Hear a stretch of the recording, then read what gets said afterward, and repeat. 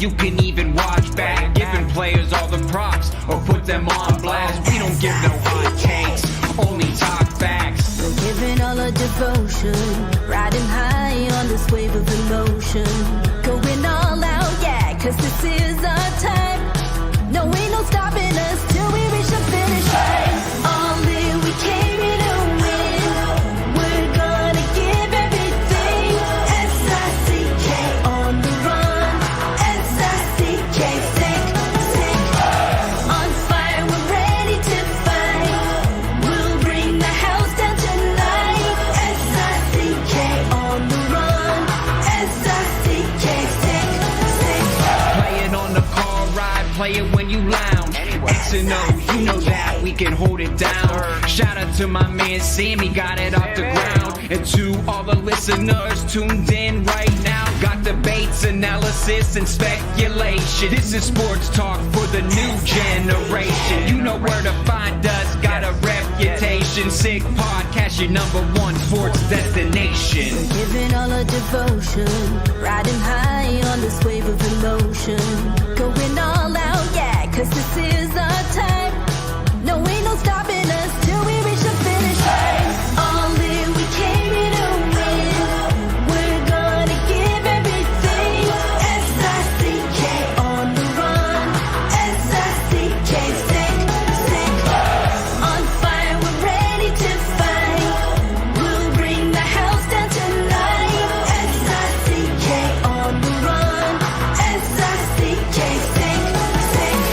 S-I-C-K, it's the sickest podcast. Tune in for the audio, or you can even watch back. Giving players all the props or put them on blast. We don't give no hot takes, only talk back. S-I-C-K, S-I-C-K. S-I-C-K, S-I-C-K. S-I-C-K, S-I-C-K. S-I-C-K. All in, we came here to win. We're gonna give everything. S-I-C-K on the run. S-I-C-K, sick.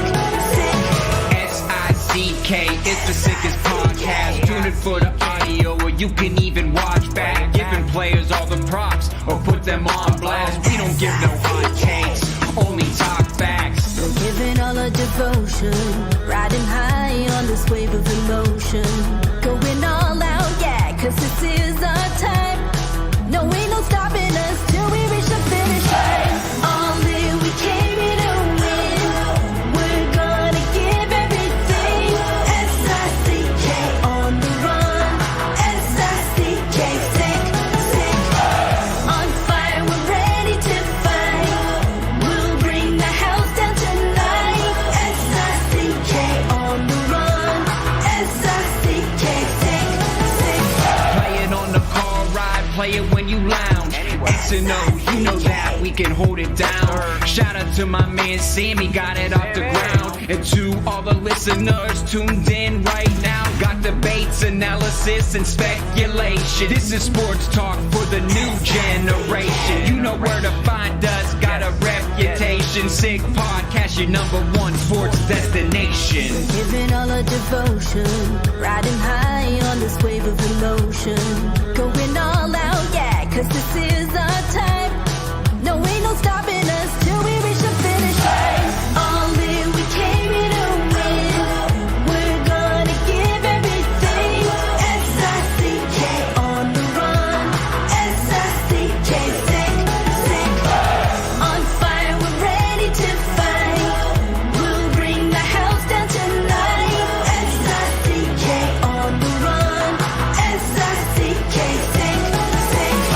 S-I-C-K, it's the sickest podcast. Tune in for the audio, or you can even watch back. Giving players all the props or put them on blast. We don't give no hot takes, only talk back. S-I-C-K, S-I-C-K. S-I-C-K, S-I-C-K. S-I-C-K. S-I-C-K. Turn up your volume.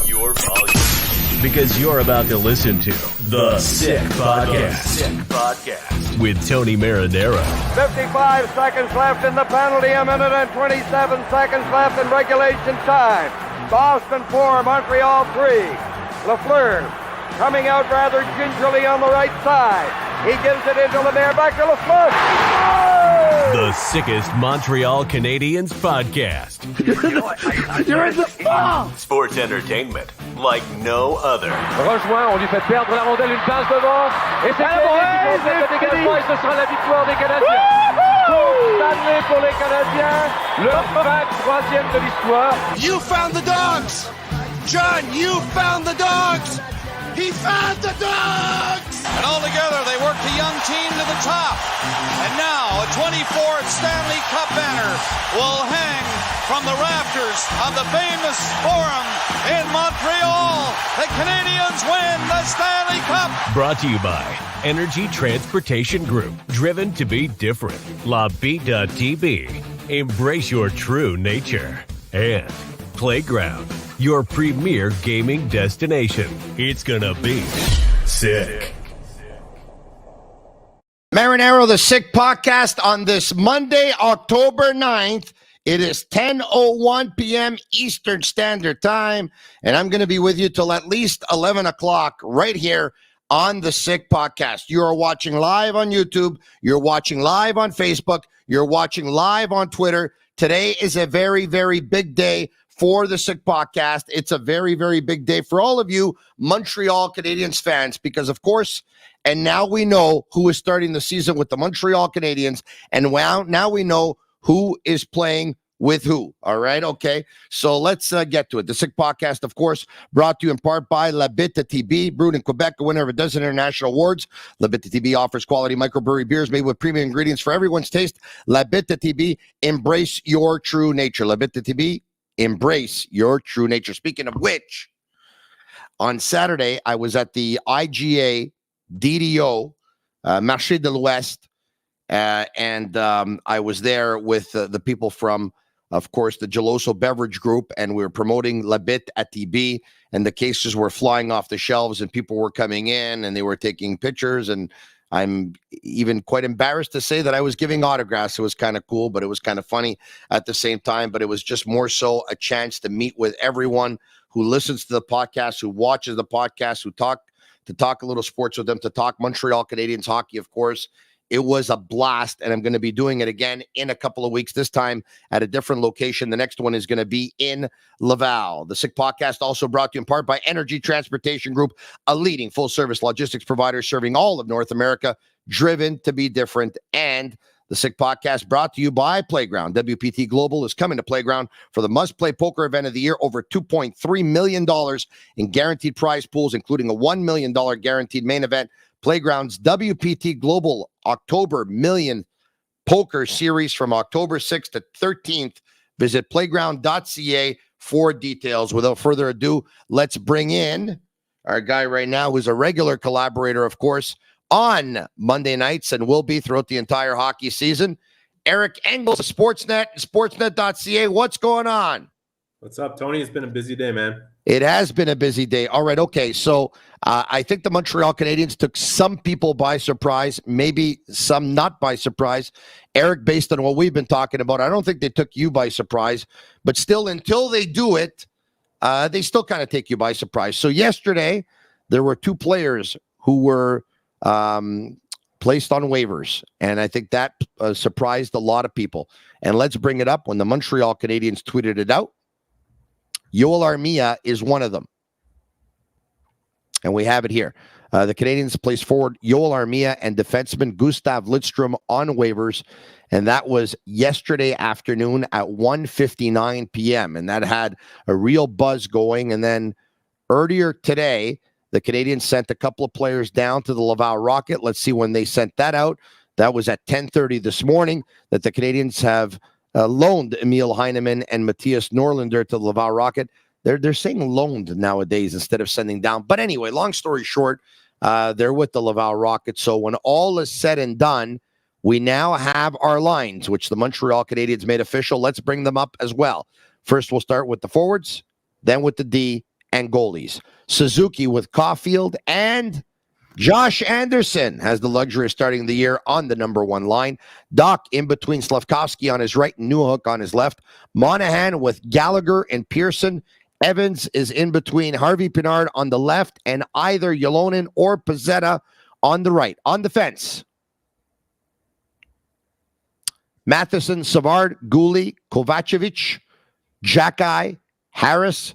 Barron seems to be your seventh. Your goalies, Allen Montembeault and Caden Primo. All right, okay. Let's leave the forward lines up for a second. Eric, we'll start with Yoel Armia. Or we could take the forward lines off if we want to bring him back. Let's start with Yoel Armia. How surprised are you, even though it's something that you suggested, I think a couple of months ago, that the Canadiens do? Yeah, I was kind of suggesting it throughout camp, and I think we know the reason, right? This is about culture. And when you go out of your way to remove Mike Hoffman from the team, to not sign Jonathan Drouin to return, to move Rem Pitlick, and create more of a meritocracy and culture that you want to have kind of inhabit the Canadiens, it doesn't necessarily send the right message to hang on to Yoel Armia with other players knocking on the door. Now, the one thing that surprised me is that I didn't think Heineman, although Heineman did improve as camp went along, I didn't think Heineman or Ylonen, like, to me, it wasn't just about the doors open, walk through it. The door's ajar, and you need to kick your foot right through it. And I didn't see either of those players do that. So I was skeptical that they would follow through on waiving Armia, although I did believe that at one point or another, it was going to go down that road unless Armia started to really pick up his game. For Heineman, I thought it was too little too late. If he would have played with the same intensity at the start of camp that he showed on Saturday night, then I think he probably would have made the team. Look, I sat down with Marty St. Louis today for a one-on-one, and it was an illuminating 40 minutes that I spent with him. And I'm not going to spoil too much of it because it's only coming out in the morning. It's illuminating. But some of what is omitted from that interview that we'll run at sportsnet.ca tomorrow morning, Marty really liked Heineman's camp. And he liked the fact that it picked up as it went along. And he saw a physical dimension outside of the ability to just put the puck in the net, because here was a player that recognized what chair was actually available to him, right? It wasn't going to be the one next to Caulfield and Suzuki, but lower down in the lineup, if you don't have as many opportunities to put the puck in the net, you have to be delivering something else. And he did with some body checks as the camp went along. I think it's going to be really good for this kid to spend a few weeks in Laval and get the ice time and the touches that will enable the puck to go into the net when he shoots it, so that when he does get into a chair here in Montreal and is potentially in one that's a little lower down in the lineup, he can actually capitalize on it. And I think, Ylonen, his experience last year definitely gave him a bigger body of work to judge than just training camp. Yeah. And that's why he remains here. I think the Canadiens definitely didn't want to expose him to waivers. I wondered aloud myself as to whether or not it was all that relevant. I think we saw a lot of good players pass through waivers and go unclaimed. I didn't believe that Ylonen would be claimed, and I'm not sure that the Canadiens would have been losing a primary asset if for whatever reason he did get claimed, because they have a lot of players knocking on the door like Heineman. So his contract's attractive, Eric. It is, for sure, and I'm not denying that. I'm just making the point that the prospect pool has become deeper in terms of players that can play in the NHL and make a difference. I mean, we saw Joshua Roy, and everybody should agree that he needs time to learn the professional game and continue to grow and become a more complete player before being a full-time player here. But I don't think anybody would be surprised if he plays NHL games this year. And when you have guys like him and Heineman knocking on the door, and some other players that we saw in camp, frankly, that showed very well, I wasn't sure that the Canadiens were all that concerned. In the end, Ylonen sticks, Armia goes down, and I think you're serving that culture pretty well of telling guys, you know what, if you belong here, we're going to keep you. It doesn't really matter what your contract is. And that was proven kind of over the offseason and reinforced with the move with Armia and keeping Ylonen and Heineman and Norlinder, who went there. Like, those guys they're going to be here this year. There's not even, and it might be soon too. Let's talk about the number one line, because it was one of the big talking points, of course. and has been for about a month now, who is going to play with Nick Suzuki and Cole Caulfield. And I think you can attest to this. You and I had a good conversation about it, give or take, about a week ago, as a matter of fact, I believe. And I said, Eric, this is the way I see it going down. I believe the Canadiens, we're going to see a bunch of players that are going to move around the lineup this year. But I believe the plan for that line is going to be, we're going to see Sean Monahan play with them for the most part when they play at home. And when they play on the road, it's going to be Josh Anderson. I think you concluded in the end that you thought that their line mate would be Alex Newhook. You correct me if I'm wrong. And it's still very well maybe, because Marty St. Louis said something today about Newhook, that he's there on that line, but he doesn't know how long he's going to be there. So St. Louis obviously has a few things in the back of his head. So let's go back to Josh Anderson. Out of all the players in camp, does Anderson deserve to start with Suzuki and Caulfield? Does he deserve to be there? He had an excellent camp. He had an excellent camp. Had an excellent camp. Is he the best possible fit with those two players? He's a good one for several reasons. And I think a lot of people don't believe that based on what they've seen in the past from those three players together. Mm-hmm. But I asked Marty St. Louis, and not in our one-on-one interview, in the scrum today before we had that interview, what has changed in Anderson's game that could give that line a new look? And he feels that Josh Anderson's decision-making without the puck, his reading of the game and being in the right places instead of just using his speed and skating to get to whichever place he thinks he should go to, has evolved. And that could give that line a different dimension and different look this year. When I look at the lines, and we discussed this when we were thinking about them throughout camp and when we last put them to paper and tried to go through that exercise, a lot of coaches like to say, I have a lot of different options and we're going to use them. This one really does. And one of the things he said to me, which I think is true, is everything I tried in camp, was there anything that didn't really work? And I said, not really. I didn't look at something and say, well, that's not going to work. And he said, well, I could assemble 4 different lines right now and you'd probably have the same answer. And I could see that. You and I went through that exercise. We each assembled a set of lines that were different from each other and different from the ones that he's assembled for the first game of the season. And we could both see why it would work. And we both had evidence throughout training camp as things were attempted and tried that it did work. Now, it becomes different once the regular season unfolds. I also think, starting Anderson, I could justify, and we didn't talk about this specifically, but I could think of a lot of reasons why the lines are assembled the way they are going into that first game in Toronto.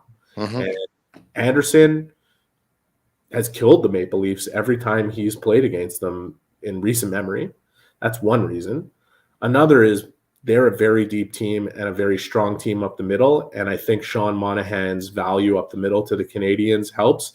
I think what Marty said about playing Alex Newhook on the wing and alleviating him of those responsibilities to start with, just so that he can feel good and get off to a fresh start, is something. And another subject that I broached with St. Louis, which will be in the interview tomorrow, is everyone will look at Newhook next to Doc and say, okay, the complement of skill and speed and goal scoring ability and they play at a similar pace is going to help Doc. But I think a big reason why he's there is because he thinks the game at the same speed. And I can't say the same thing of Slafkovsky, although he's clearly improving. But I think it was going to be important to allow Doc to play with somebody next to him who thinks the game similarly and can play at the same speed. And I asked both those guys about that today. And Doc said, you know what? Me and Alex Newhook grew up together a little bit in Hockey Canada, and we know how each other likes to play. And they like the opportunity to play together. So we might see that stick for a little while. All right, Eric, full transparency here. Something extremely weird has happened in the last 4 or 5 minutes. That's never happened to me before. Okay. You're a little frozen, right? Yeah. Does that happen to you too? Why don't I close this window and reopen it? Okay, you can try. Yeah, because so I hear you loud and clear, but you froze up on my screen. And so I had to ask if you actually saw me and if people can see me watching right now on YouTube, because I don't even know myself. Right now, you're the one who's frozen to me, and I'm moving. So right now we're both frozen on my screen. Okay, I'm coming out. Yeah. I'm coming back in. Maybe you should do the same. All right. Okay. So you know what? Maybe Master Control, Agnello, Sammy, Juliana, and my buddy Shane can actually give us, I don't know, like a 20-second countdown and stuff like that, so we can both get out and then both get back in. Why don't we try that? Okay. All in, we came in to win. We're gonna give everything. S-I-C-K on the run. S-I-C-K, sick. SICK is the sickest podcast. Tune in for the audio, or you can even watch back. Giving players all the props or put them on blast. We don't give no hot takes, only talk facts. We're giving all our devotion, riding high on this wave of emotion. Going all out, yeah, 'cause this is our time. No, ain't no stopping us till we reach the finish line. All in, we came in to win. We're gonna give everything. S-I-C-K on the run. S-I-C-K, sick. All right, there you have it. Okay, there we go. Okay, so it's working now. All right, okay, that's much better. So you're moving, and I the screen had jammed up, and I'm like, I'm listening to everything Eric's saying, but is this actually going over the air or not? But anyway, I think it was working, but just you're better to be safe than sorry, especially when we're going to go on. Where we wrapped up was basically the fit with Newark and Doc and the kind of cerebral connection that could happen there, and not just the physical skills. Yeah, as it's funny though, because there's a lot of things that a lot of people thought may have happened, which didn't happen. At one point in camp, we thought that Anderson and Slavkowski were going to be on the same line, both wingers, but on the same line. At another point, we thought that Doc and Monahan would be on the same line because Monahan could help Doc in the circle. At another point, we thought that Monahan was probably going to be the winger for Suzuki and Caulfield. And those three different scenarios that we just had talked about, none of them actually came up. None of them happened. It's pretty funny the way things work out. You know the one that surprised me the most? Let's try and bring back up the lines if we can here. The one that surprised me the most today is where Harvey Pinard finds himself. Tell me why. I mean, we saw him and Gallagher play together at one point, and I think that's something that could have been interesting, especially with a guy like Monahan at center or even Evans in center. He throughout camp was in a higher slot, not only than the fourth line, but in the third or the second or first. I think I'm resolving it in my own mind in two ways. One is that Harvey Pinard, if you look at this board and had to choose one player who's going to move around it more than anybody else, I think it's him. He's kind of what Gallagher was for years. When a line needs a spark, that's a guy you're going to use. And you could play him up and down this lineup, and you could play him in different roles, penalty kill, power play, all those different things.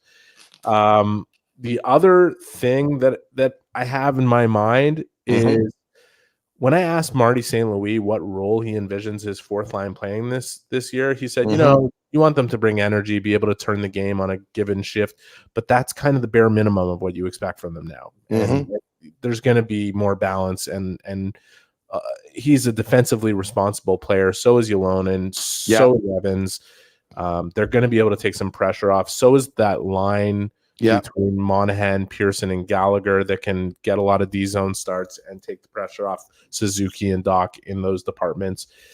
I mean, I see a lot of balance in this first iteration of the lineup, but again, this thing is going to change so much. It's going to change a number of times, but I want to bring back up the lines one more time here so people can actually see them when we're talking about them, so they can understand, but they can visualize it. Okay.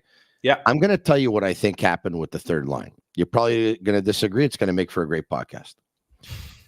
I think Pearson and Gallagher got the whole veteran respect treatment. You're veterans in this league. You've earned the respect. I don't want to insult you. You're going to be on the third line. Pearson more so than Gallagher, I think, was given that because he could have easily been on the fourth line. Gallagher, I think, merits third line more than Pearson.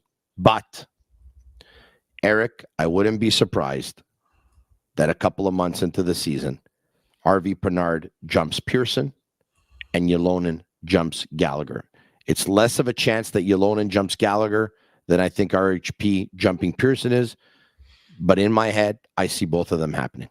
I don't necessarily disagree with that. I also think, though, that Gallagher and Pearson as a set of wingers could even fit better with Evans than they do with Monahan. And I think Monahan could probably benefit from the speed and youth that Harvey Pinard and Ylonen bring. Now, the Canadiens... I totally agree. That's why I think they were put there out of respect. I also think they're put there because the Canadiens are going into Toronto. And Toronto is a deep team that has a lot to handle.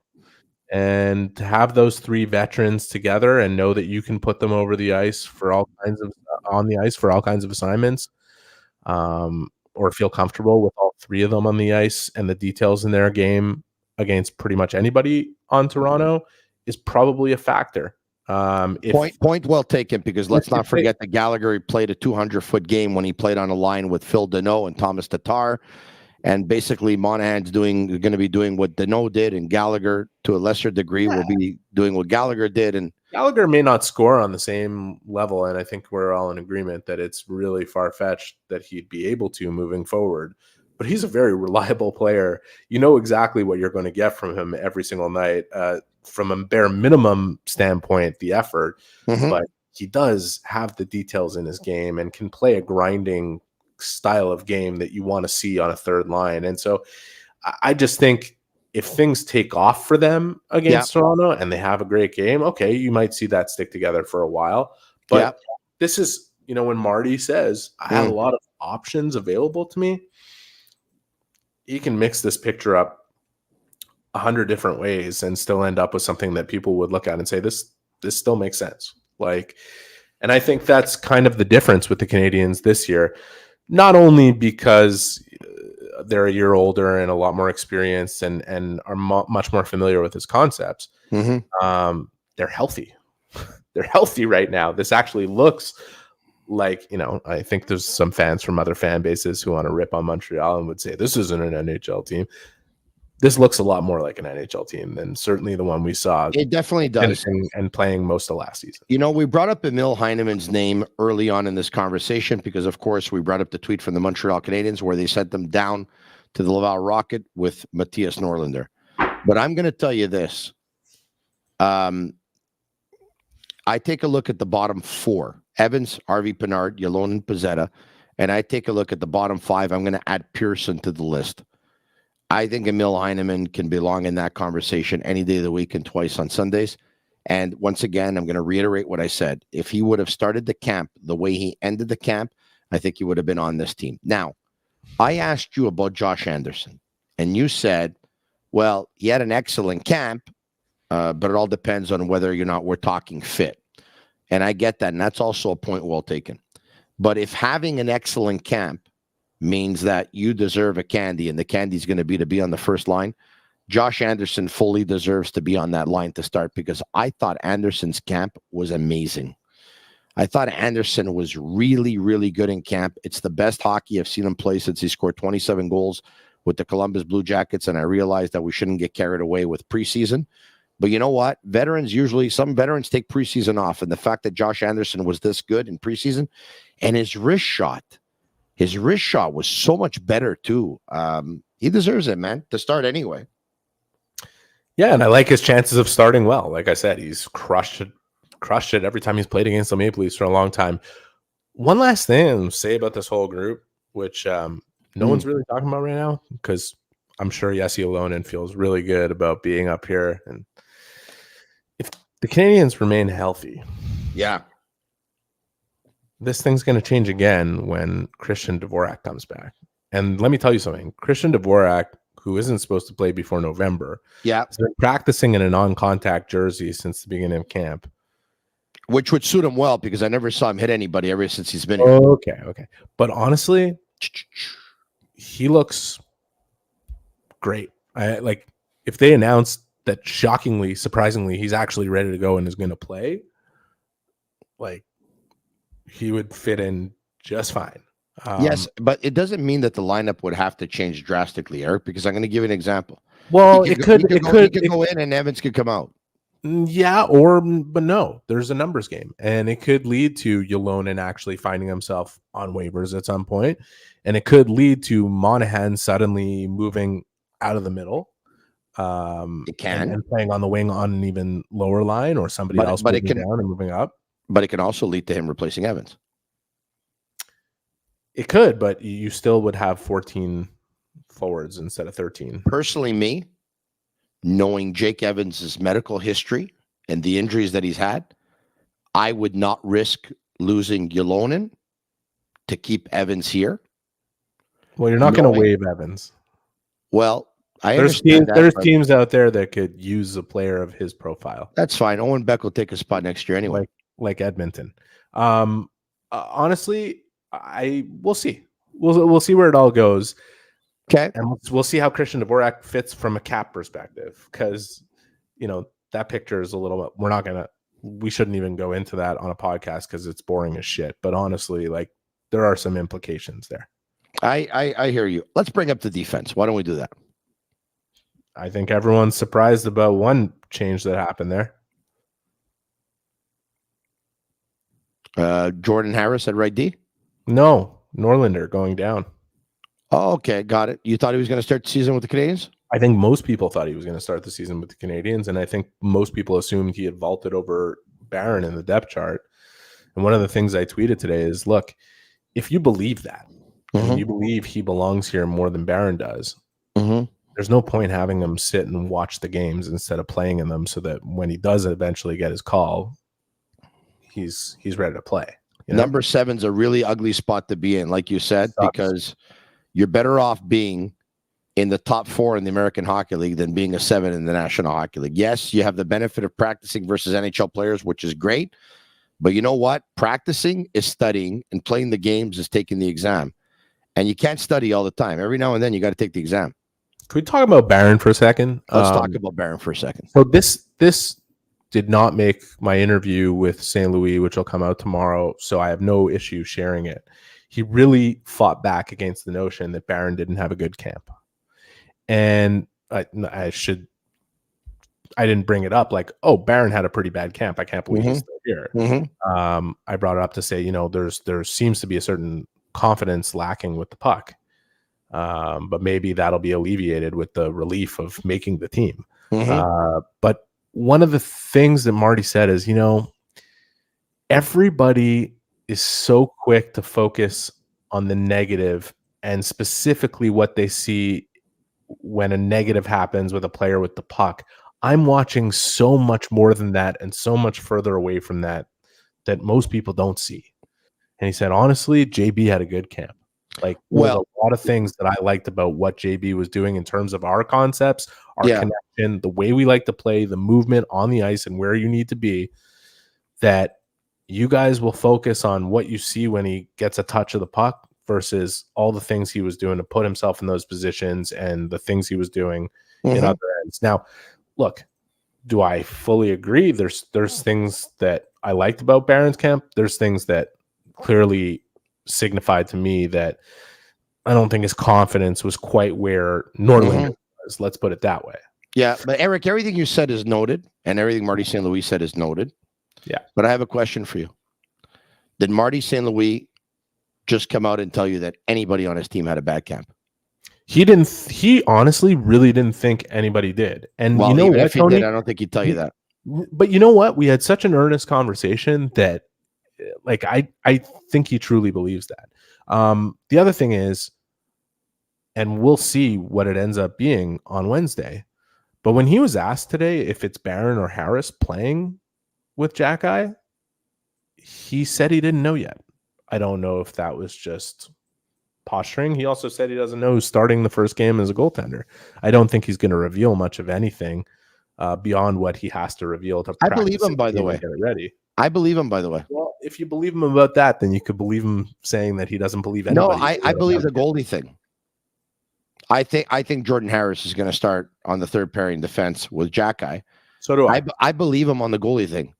I think Sam Montembeault is going to start game 1. Oh, perfect. So I will say this, and I wouldn't have. But he wouldn't confirm it. He would not confirm it. I wouldn't have a problem if he does, because Montembeault last year proved to be the better goalie than Jake Allen, or at least the goalie that played better. Okay, Montembeault had a terrible camp.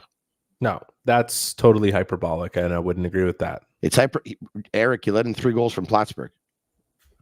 Tony, I was at every practice and every game, so I'm glad you're at every practice. Well, I'm not talking about every game, but I'm not talking about the stops he's making in practice, well, Eric. Because I mean, terrible camp, come on. So Montembeault had a good camp. Is that what you're telling me, or no? But I'm not gonna. Did he have a good camp? Was he at the same level that he was backstopping Team Canada, or the way he finished the season with the Canadiens? I don't think we saw that necessarily, but I don't think he had a terrible camp. I don't think we saw that necessarily, Eric. Jeez. Okay, let me put it another way. Both him and Jake Allen. Yeah. Every game they played, if we're just talking about the preseason, you said camp. Camp is a lot wider than just preseason. But if we're just talking about the preseason, every game that him and Jake Allen played, both of them let in a pretty terrible goal in each one. Yeah, Eric Allen's first goal the other night he gave up was an awful goal. But he stood on his head after. But that's both of them fought back hard. Both of them still, like Sam's game against Ottawa, he let in a terrible goal where he just kind of just let out a soft rebound into Jordan Harris's skate, and he couldn't field it, and boom, the puck's behind him, and all of a sudden Ottawa's leading a game that they should be completely out of. Like, he stopped a breakaway after that, I think. He bounced back. Let's see what he does when it matters. Like, I think he has earned a bit of benefit of the doubt in terms of the body of work over the last year. I'm not concerned about what we saw in camp. You called it terrible. I'm not. I wouldn't use that word at all, and I'm definitely not concerned about it. Okay. Did he have a bad camp? No, he didn't. I don't know what else to say. What do you want me to tell you? I don't agree. I don't know what to tell you. Well, I know you don't. You made a good stop in maybe practice. You made that clear. And maybe I'll be proven wrong if Jake Allen's in the net for the opening game. And once again, I think we both agree. Right? I think we both agree. Yeah, that it's Montembeault's job to lose. 100%. If he's lost it based on his camp, which you qualify as terrible, and I don't. Yeah, we'll find out come Wednesday. I don't think he's lost it because of camp. First game of the season in Toronto versus a stacked Leafs team. I believe Marty St. Louis when he says he's not sure who's going to start this season. And I think it has to do with first game, Leafs and camp. But that doesn't necessarily mean that Montembeault, I think you have to say right now is the number one. But it doesn't mean that he's not the number one. I don't think if he starts the first game in Toronto. I think, St. Louis might give him a little bit of time. Really? Yeah, I don't think so. It's an 82-game season, man. Okay, I think Jordan Harris is playing the first game, and I think so is Sam Montembeault, because I believe it is his job to lose, and I don't think he's lost it yet. And I think if Jake Allen starts the first game of the season, I think that would be a pretty big red flag that they're concerned about Montembeault and the showing that he had, much more so than I was. Let's put it that way. Yeah. Then again, you're probably right. Maybe camp absolutely means nothing, because I think Caden Primo was. I'm not saying it means nothing. I'm just saying I don't agree that it was terrible. No, let me finish. I don't even agree that it was bad. Okay, man, are we disagree now? Let me say it is good actually. It's great for the podcast. Let me say this. I think Primo. See, I qualified his camp as. I think Primo's camp was the least bad out of all of them, but definitely nowhere near good enough to change anything in terms of who's number one and who's number two. Nowhere good enough, but good enough to be protected and good enough to start the season here. He would have had to have been unbelievable to emerge in that conversation, which is a pretty hard thing to do when you're playing with half an NHL roster, half an AHL roster, and some guys going to junior. So, I mean, you take it with a grain of salt. And that's kind of how I take the goaltending performances in general. And maybe that's why we have different views and lenses of how we saw those performances in camp. I agree. Both guys who are supposed to be the 1-2 of the Canadiens let in some goals that would make you scratch your head and say, "Oh, I don't know about that." But I think both of them battled and competed, and I don't. Yeah, I'm not particularly concerned about either of them, to be honest. Yeah. Well, once again, we said what we had to say. We definitely don't agree, and that's okay. Now, are you surprised that Primo's starting in terms of starting the season in Montreal with the Canadiens? No. They protected they started with 3 goalies. Not even a little. Neither am I. It's the smartest thing they could possibly do. And I'm going to tell you what, if they think there's a 1% chance that they waive Primo and he's claimed, yep, they can't make that move. I agree with you. You know why? We finally agree with each other. It's who the hell else do they have to call if somebody goes down to injury? Like Jacob Dobish is making his professional debut this year. Yes. They let go of a couple of veteran. Some will get excited and they'll say that Dobish is the number 1 in Laval. But I say this. They've turned the corner on the rebuild, but if they had to give a word, they're still in rebuild mode. But they've turned the corner, okay? There's no urgency to even take a chance of putting a prospect, and I'm still going to call him a prospect. He's 23 or 24 or whatever he is, Caden Primo, through waivers with the chance of getting picked up. I mean, there's no reason to do it. They bought themselves time. They bought themselves time here. Yeah. And a lot can happen in the next 3 weeks. Goaltending market could develop very quickly if we see around the NHL what we saw last year. Vegas went through 7 goalies on their way to a cup. Is that what happened? 7 or 8? Like, that's the league now. Yeah. And you know, there isn't a market right now for Jake Allen at $3.8 million this year and next year on the cap. But that could change real fast. There isn't a market for Caden Primo, but someone out there, Tampa, whoever, anybody else actually, could be saying, we can get that guy for free. Like, if we suffer an injury, we're 1 injury away from not having a guy like that. That's the same position the Canadiens are in, and they have to treat it that way. And that's why there was zero surprise about them carrying Primo with them. It was what I was suggesting from before camp started and what I maintained throughout camp, because I knew, you know, you can't manage the assets that way. We got a couple of minutes. Very much appreciate your time. I want to go back to Matthias Norlinder if we can. Sure. Because a lot of people thought, hey, you know what? He may have won a spot here in Montreal. And I know you said what Marty said about Justin Barron, that he didn't necessarily think that Barron had a bad camp, as he didn't want to go that far. I'll say this. And this is hypothetical. We'll never know the answer to this question. Maybe Marty knows. If Matthias Norlinder is a right-handed shot, he starts the season with the Canadiens, in my opinion. It's an interesting one. Based on his camp. It's an interesting one. Right? Because he's a young player. He's a young player. He's going to make the jump to the National Hockey League. They're not going to have him playing as off. Again, maybe they liked his camp better than Barron's, and that's the exact reason why he's going down. Because like you said, being the 7th guy sucks. It sucks. Usually you give it to a veteran or a player who is somewhat limited and has reached their full ceiling. How old is Matthias Norlinder, by the way? Yeah. Go ahead. Norlinder is what? He's 23, I think. Oh, no, what were you about to say? We'll get into that in a second. No, I was going to say that based on the forwards, like Pizzetta would probably be, Norlinder is 23, by the way. I just looked it up, April 12, 2000. Okay. But based on the forwards, you would think that Pizzetta could be the 13th, because even though we've seen some improvement in his shot, you know, he's close to his ceiling. Like, I don't think he's going to become much better, but I already see in camp that he's a better player this year than he was last year. Yeah. So I'll say that. And he's a perfect guy to be the 13th, because you can wait and rotate him in when you need him. And he's happy to be there, and he's a great team guy. And you know what? Oh, he won't be happy about being number 13. But you know, that's his spot for now. And he'll have to fight like he always has. I mean, there's not a lot of people who expected Mike Pizzetta to be an NHL player at this stage. Yeah. That was a heck of a shot though the other night, eh? You know what? The shot was great. Yeah.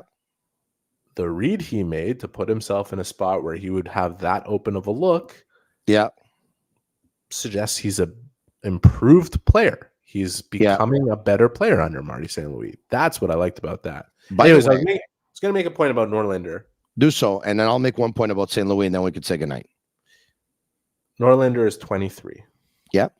When he was 21, he came to Canadiens camp, started to play games in the NHL because he was kept around. He had an injury, and then he got a look.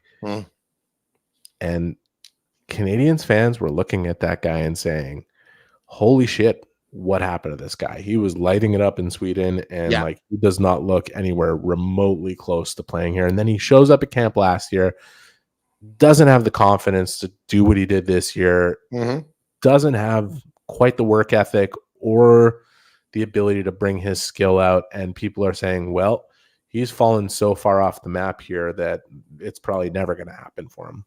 Yeah. And now they are upset that he's not on the team over Justin Barron, who is how old?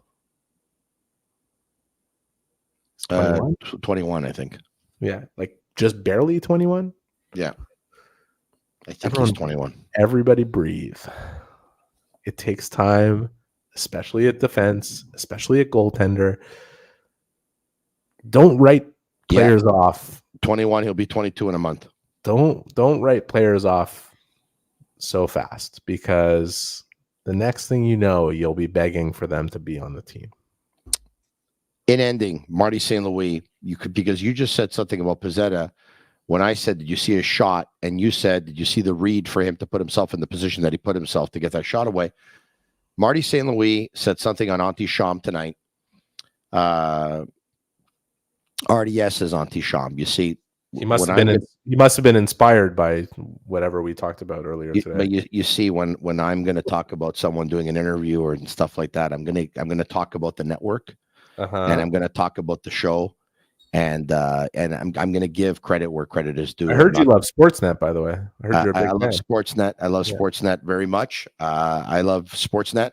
I love RDS. I love everyone. I love them a lot more than somebody loves me. But anyway, because I'd love to hear them give me credit every now and then when I break a scoop out of my basement, but that would be too noble to do.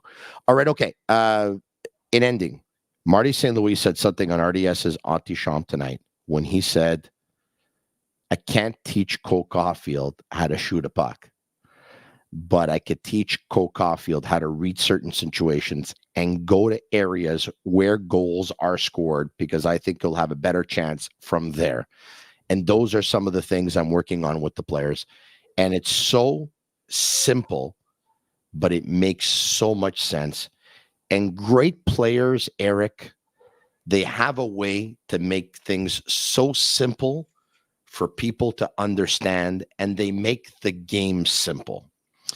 It's completely something else. But David Beckham did an interview the other day. I just watched that whole series, by the way, with Emily, and it was phenomenal. I haven't watched it yet. My wife started watching it before me, and I told her I'm going to start watching it tomorrow. But David Beckham, she's listening and giving me the thumbs up. You know, she's a big fan, right? Oh, thank you, Emily.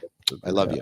David Beckham said something the other day. I forget who he said it to, but he said Lionel Messi's been so amazing for the whole club, and especially the academy players, because one day, last week we had an academy player who was doing really well, and he asked Messi, "Can you give me some advice?" And then Messi said, "Yes, you need to walk more on the field." And the player said, "Why?" He said, "So you can see more." It's so simple, it's so smart, and it's so just appropriate. Marty St. Louis says on RDS's Anti-Sham, I can't teach Cole Caulfield how to shoot the puck, but I can teach him where to go, how to read, where to go, where more goals are scored from. And he said there's players that have amazing shots over the history of the National Hockey League, but they have a hard time getting open. And what do they keep on doing in practice? They keep on working on their shot, but their shot's already amazing. They should work on different ways of trying to get open. Anyway, I love Marty St. Louis. I know that. And even Well, though you know you what and I are going to agree to disagree, I know, I love you too. Okay, you too, buddy. Yeah.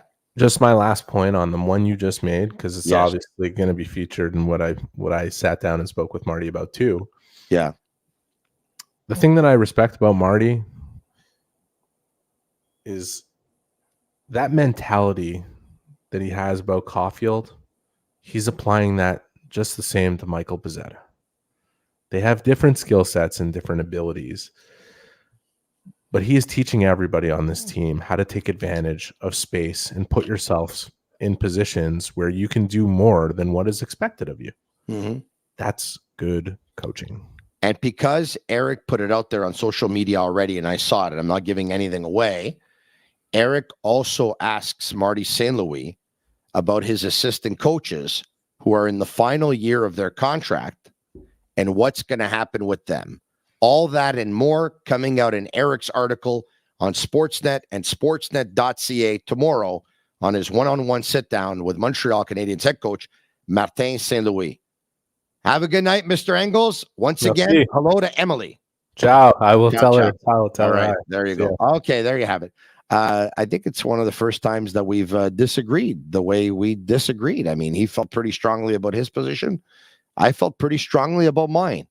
And I'm actually hoping that this year, very respectfully, there could be a little bit more disagreeing. So here we go. The season is about to start in a couple of days. And already a disagreement of opinion in show number 1, and maybe even a disagreement of opinion in show number 2. Speaking of which, guess who's going to be on the show tomorrow? Actually, tomorrow, I have 2 guests that are going to join me. 2 guests that are going to join me. So one's going to do the first half, and one's going to do the second half. Who's in at master control?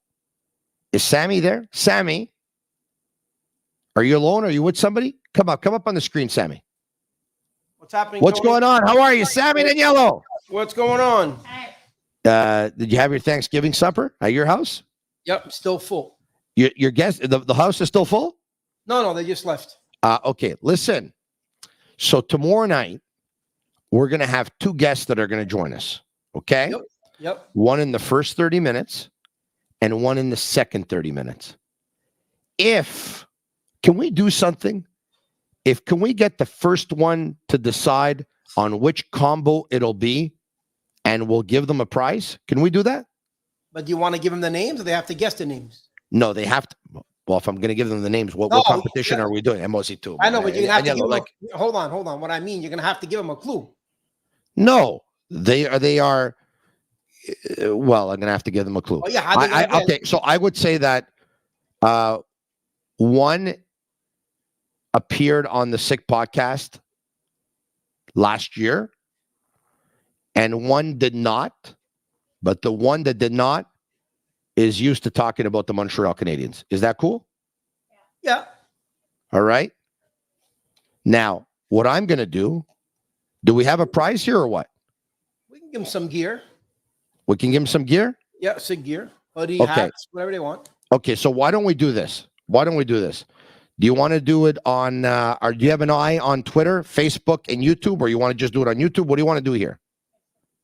Just which one? YouTube and Facebook tonight. YouTube and Facebook tonight. Okay. As we see the comments. Okay, so I have just texted you the names of the 2 guests who have already confirmed for tomorrow. Okay? I just texted that inside our internal group chat. Did you see that? Yeah. Very, very good. Perfect. Yep. So now I'm going to read out what I'm getting on so far I said on YouTube, all right? Nobody's right yet. Nobody's right yet? No. Okay, so I'm seeing here. Okay, hold on a second. Let me get up to speed here. Button and Mapper, no. Nyland and Domi, Button and Snake, Button and Gordon, PJ Stock and GSP, Button and Brian Wild, Lappy and Tender. Everybody's saying Button because you already said Button was coming on, right? Yeah. So it's not Button. Nope. Button. So I'll just say this. Button is not one of the 2. That's right. Okay. But does he work for the same station? But Agnello, why don't you just end up telling them? Look, what are you doing, Agnello? I'm asking you. I don't know. No, but what are you doing? You're asking me. No. You're trying to pull a fast one here. Even if you give them the station, they still won't guess it. See, look. Yeah. They still won't get it. Roy and PK. Norma Flynn. No. Brian. Gonzo and JC. Gordon and LeBron. Bush and Trump, maybe. Oh, someone just got one. No. Oh, yeah. Someone just got one. Yep. You got to say it. We don't have the combination though yet, do we? No, but you got to say it so he has it so people can combine with it. Agnello, why don't I just give it away? TSN's Mike Johnson will make his debut on the Sick Podcast tomorrow night. TSN's Mike Johnson will make his debut. I'm giving you one of the two. That's big. One of the two. He's excellent. He's absolutely fantastic. Yes, Matt Drummer says I said that first. You did, but I'm asking for two. I'm asking for two. And so far, we don't have them.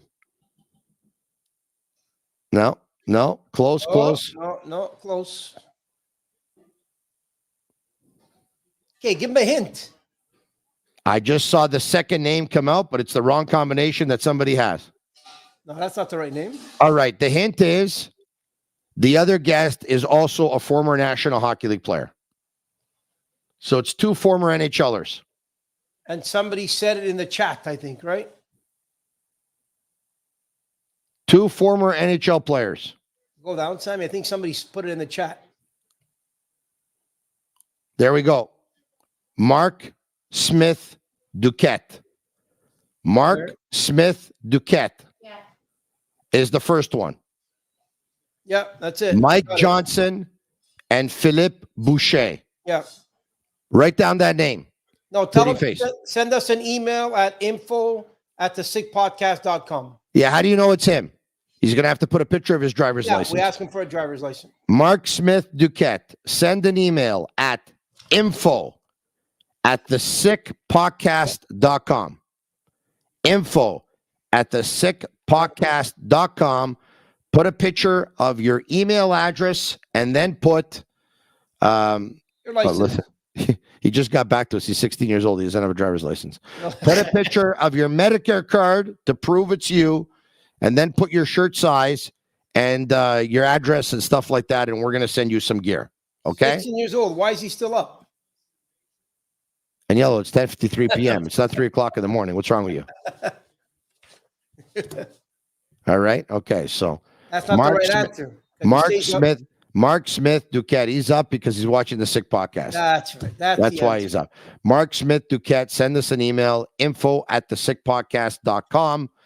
Put a picture of your Medicare card and put your shirt size, and we're going to send you some gear to dress you up. We're going to send you some gear. Amazing. By the way, did you put up all the pictures that we took with people at the IGA?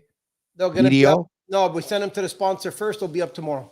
Oh, you said that to the sponsor first. They're going to be up tomorrow. Yeah. Maybe we're going to show some of those pictures on the Sick Podcast tomorrow night, or what? We will. Yeah, we will.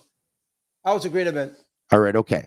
So now, I think we're ready to announce who our collaborators are going to be during the hockey season. You want to do that, or you want to do it on social media in yellow? Whatever you want to do. Sammy? I think people already have a pretty good idea. We can do it now and do it on social media tomorrow. We can still do the same thing. We should do it on social media tomorrow. We should do it on social media tomorrow? Yeah. Okay, we'll do it. We'll come watch you tomorrow. Then we'll announce it tomorrow at the same time. Yeah. So, but anyway, look, I think great lineup. We just told you that Mike Johnson is going to be on tomorrow, and we also told you last week that Craig Button is going to be with us as well. So, at the very least, Craig Button and Mike Johnson will be joining us this season on the Sick Podcast, and we look very much forward to welcoming them. And they're going to be great. If we ask them, it's because we know they're great, and they're going to be great. So I'm very much looking forward to it. It's going to be a lot of fun. All right, okay. Marty St. Louis, we got a couple of audio clips from earlier today. Why don't you play them? And then I'll react. And by the way, in yellow, ask me anything here. So if people want to ask me anything, last couple of minutes of the show, you just bring up the questions and they can ask me anything. All right, okay. Let's put up the audio. Marty St. Louis. I'm working on the power play today. Obviously, it needs to get better. Where specifically does it need to get better, do you think? Probably more than anything, just getting results. Because I think we've showed some really good glimpse of wow, this looks good, and it's the consistency of getting the chances. I felt we had plenty against Ottawa, and for us it's just to keep getting some reps and teaching a little bit of the how to break the opponents and what's our the way we're designing the power play. What's our point of attack? What's the sequence of what we're looking for? To have a plan, and we're working on that. I have to imagine, correct me if I'm wrong, but on power play too, that Norlander was maybe an option to be there. If you've gone with Chakai, what kind of qualities do you see in Arbor that he could develop into that? Well, I think he's a shot. I think he doesn't take. It's heavy, and it's not just his slap shot. He's got a heavy wrister that it's quick off his stick, and he's able to get it through. And anticipating Jocko to be in the lineup. We want to make sure that he gets some reps and be that guy. So pretty much asked about the power play, of course, which is under Alex Burrows' responsibility. But earlier today at practice, Marty St. Louis seemed to be taking control to the point where some people were asking themselves whether or not Marty St. Louis has taken over the power play. But he just wants it to be a less predictable power play. He wants it to have a lot of momentum and stick with it, and basically to do sequences and to do the same things all the time, but just keep on getting better at them. More audio from Montreal Canadiens coach Martin St. Louis. Josh Anderson had a great camp, deserves to be in the spot that he started the season in. What might make him different on that line than what we've seen in the past? What has evolved in his game that could make him an even better fit with those two guys than he maybe was in the past? I think his work off the puck and understanding the balance we need on the ice, that he can't just skate where he wants to skate. He needs to go where the game needs him to go. I think I've seen that progression, last year and then this year. And, I know he's got a lot of speed, but it's how you use your speed. And it seems like Andy just gets a lot of breakaways. I feel like second half of last year, he was getting tons of breakaway. This year again, I think he's for a big guy, it's got a lot of speed. He's finally realized how to use it, when to use it, and and understands the balance on the ice with his other two teammates better probably than he has in the past. And he's a big-time player for us. All right, there you have it. Eric and I talked about it before on Josh Anderson. What impressed him the most? He talked about his speed. He talked about his ability to break away. That in the second half of the season last year, getting more breakaways than he did as the season went on. But just some of the reads that he's making, and the way he's reading the game, much improvement there. And that after 14 months with Marty St. Louis at the helm. A little bit more audio. Yesterday before he was placed on waivers? Yep. Yeah. I know you went through waivers once yourself. Can you sort of relate to what he's maybe going through? Yeah. No, it's hard. It's hard. And I think, especially the way the game is now, there's a lot of calculated decision, probably more these days than they were when I was put on waivers. But it's still, it's not a great feeling, but you have to understand that your window to being a professional athlete is so small, and that your life after hockey is going to be much longer, and you don't get do-overs. So you got to stay in the moment and get after it. There you have it on Joel Armia. You got to stay in the moment. You have to get after it. It's hard. You had a good career so far, but you know what? You got to stay in the moment, and you got to get. And Joel Armia did not get after it, and that's the problem. Let me see if I can read some questions. You can basically pretty much ask me anything. Vinny Pioli, Tony, do you think Montreal is tough enough in the East with Philly, Carolina, etc.?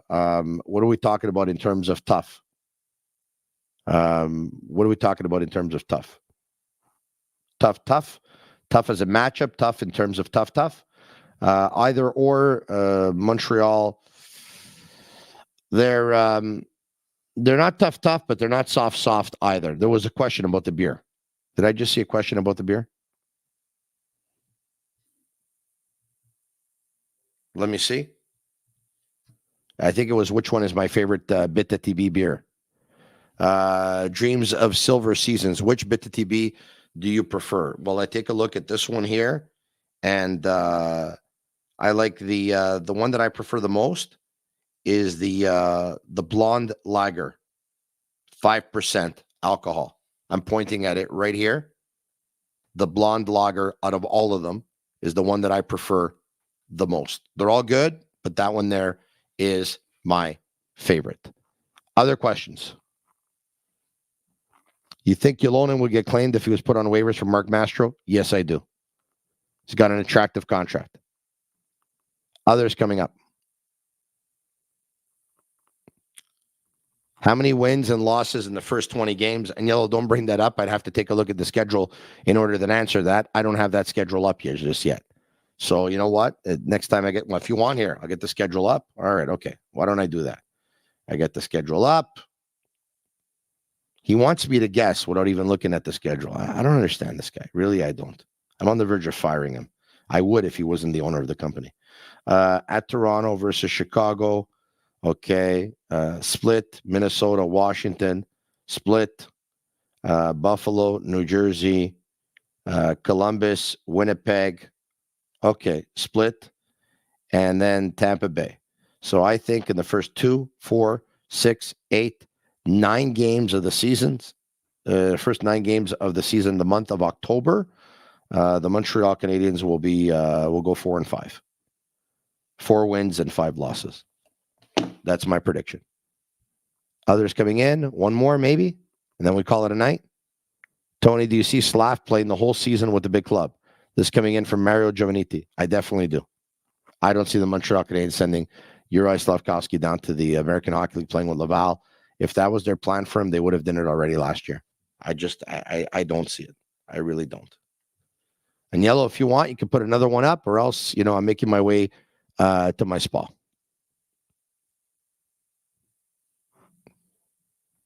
Pasta or?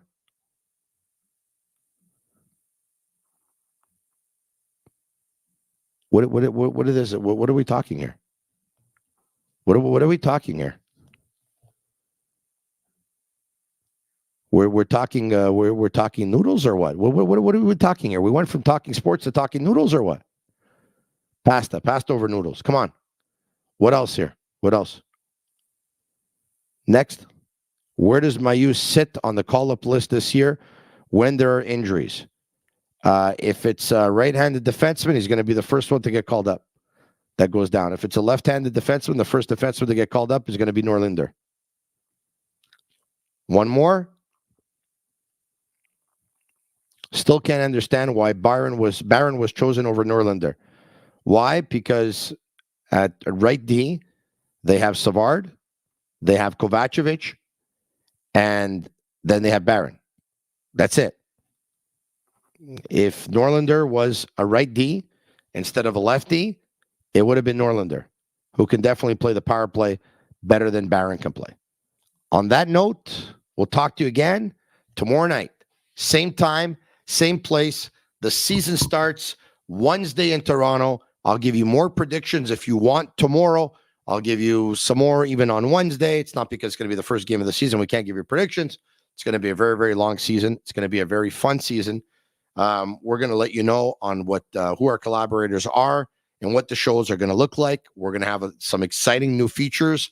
And I think we're going to have a little bit. I think the studio is going to surprise you a little bit too, because it's going to be a little bit different. On that note, for Agnello, Sammy, Juliana, and Master Control, they're Cavallaro. I'm Marinaro. And that's a wrap. Hope you don't miss us too much until next time. Follow The Sick Podcast with Tony Marinaro on YouTube, Instagram, Facebook, Google Play, and Apple Podcasts. The Sick Podcast. is brought to you by Energy Transportation Group, driven to be different. LaVie.tv, embrace your true nature. And Playground, your premier gaming destination.